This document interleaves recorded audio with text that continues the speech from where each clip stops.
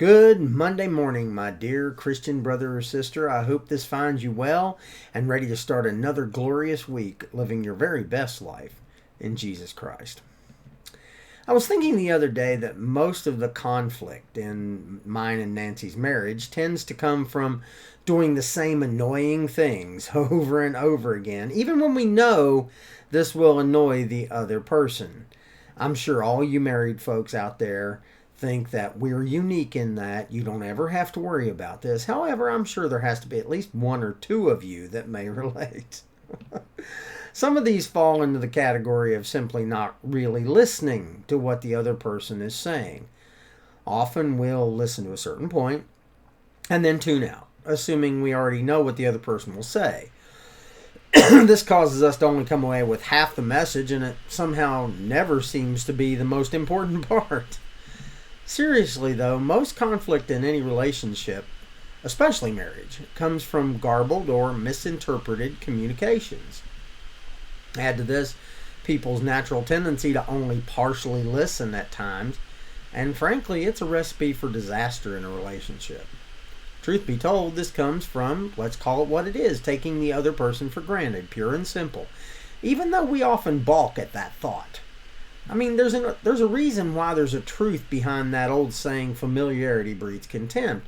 And even though we aren't really having contempt for the one that we love, people have known for centuries that after a while we really stop listening and we stop treating them as we should if we're not very careful and very mindful. Most people, if asked, will list their spouse at the top of their list of things they're thankful for, and yet studies after studies have shown that we often listen to them less thoroughly than a total stranger. God calls us to be thankful for all His blessings, and one of the greatest is to have someone who truly loves you enough to listen to you and share your life. And yet, let's face it, we often not only take them for granted physically, but emotionally as well. Failure to listen to your spouse, or anyone for that matter, is not only a sign of self-centered rudeness and disrespect, but also a lack of love on our part. And I'm sure somebody's going to say, when they hear me say that, they'll say, but that's not what I mean. But it is how it is interpreted by others. As Mom used to say, actions speak louder than words. James 1:19 and 20 tells us, my dear brothers and sisters, take note of this. Everyone should be quick to listen, slow to speak, and slow to become angry, because human anger does not produce the righteousness that God desires. See, failure to listen to others causes resentment and clouds communication between us and others, and it's perceived as a lack of love. And as Christians, we never want to be accused of a lack of love, do we? I mean, does anybody remember that in John 13:34 and 35, Jesus tells us, I give you a new commandment, to love one another. Just as I have loved you, you are also to love one another. Everyone will know by this, that you are my disciples, if you have love for one another. Yeah, I know. Sometimes listening is hard work, especially if they have a tendency to drone on and on. But listening is the most direct path to showing others that you care about them. Not just your spouse, anyone. We need to be ready to listen to people whenever they're ready to talk. You might have to give up lunch at work, pause your television program, skip your workout, or, God forbid, miss part of the Olympics.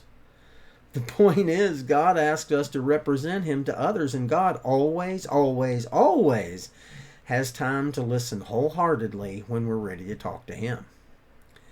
See, the thing is, we're called to be that light of love in this lonely, techno-driven world, and to truly listen to those we love and even those we may not know with absolute total attention. I guarantee you that if you start listening to them with your full attention, miscommunication and conflicts will be fewer and fewer, and intimacy will grow. I mean, think about it. Jesus already knew what everybody was going to say to Him before they said it, and yet He listened with respect and love. Can we do less? I hope you make today a fantastic day. I want you to know that I'm here should you need me. I hope you have a wonderful week, and I truly love you all.